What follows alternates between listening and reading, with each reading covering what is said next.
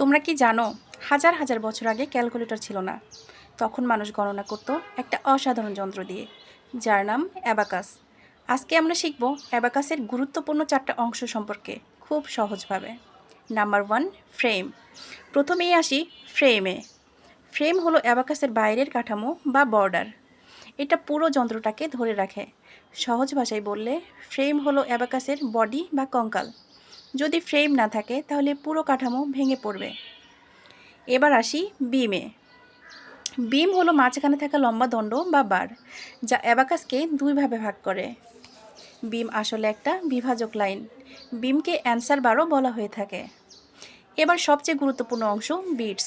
Bits মানে হচ্ছে ছোট ছোট গোল দানা, যেগুলো আমরা সরিয়ে সংখ্যা তৈরি করি। উপরের বা আপার বিটসের প্রতিটা বিড এর মান 5, নিচের বা লোয়ার বিটসের প্রতিটা বিড এর মান 1। যদি বিটগুলো বিমের দিকে আনি তখনই তারা গণনায় যোগ হয়।